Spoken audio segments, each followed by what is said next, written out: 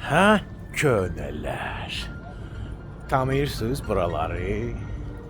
Mən indi Bakılıların ən sevimli olan, ən xatirəli olan küçələrinin birindəyəm. Hal-hazırda bura Həsən Əliyev küçəsi adlanır. 1995-ci ildən buranın adı Həsən Əliyev küçəsidir.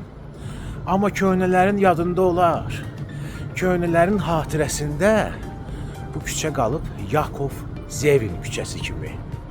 Bilməyənlər də bilsin ki, Yakov Zevin o vaxtlar 26 Bakı komissarlarından biri olub. Biraz da lap dərinə getsək tarixa, bu küçənin adı olub Ulitsa Mixaylovskaya. Mən sizə lap Çar dövründən danışıram da. Çar dövründə Mixaylov Bakıda Çarın nümayəndəsi olub. Ona görə də bu küçənin adı olub Mixaylovskaya. Bu çox gözəl küçədir. Yəni tarixi bir küçədir. Şəxsən mənim də yadımda bu küçə ilə bağlı müəyyən xatirələrim var.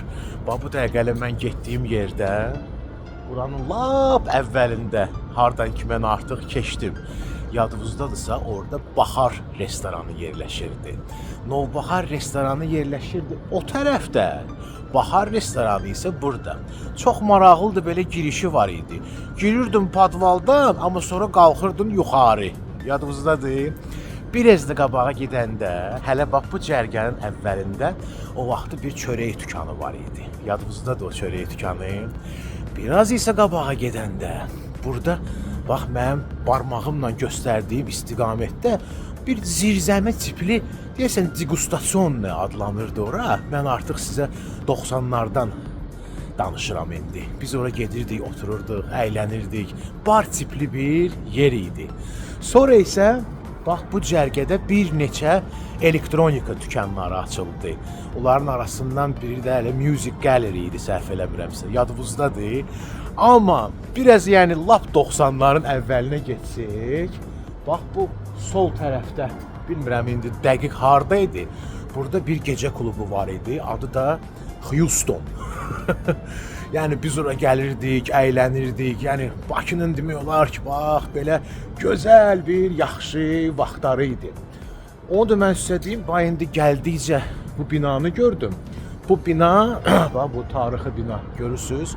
Bu o vaxtı nefti-pramışılniklar, yəni biznesmenlər, oliqarxlar, Qacinskilərin binası idi. Sonra isə burada məncə çox belə bir bizim məşhur sənətkarlarımız yaşayıblar. Məsələn, mən bilirdim ki, burada Zeynəb Xanlarovanın da evi var idi. Buyurun, baxın, bax bu sizin həmən o Zevin küçəsi. Yəni ki, bir dənə də bir xatirə gəldi mənim. Bu dəqiqə yadıma düşdü ki, haçansa hətta bura bəziləri Knyaz küçəsi deyirdilər. Bax bu barədə mənim məlumatım azdır. Sizdə varsa, buyurun, yazın. Çox gözəl oldu sözü gəlmişkən ki, bu küçəni yol hərəkətindən bağladılar. Bax bu dəqiqə burada tam sərbəst, belə rahat formada gezmək, söhbət eləmək, köhnə vaxtları xatırlamaq olur. Qəlbdən qəlbə bu qədər. Sabahınız xeyir olsun, gününüz də uğurlu olsun.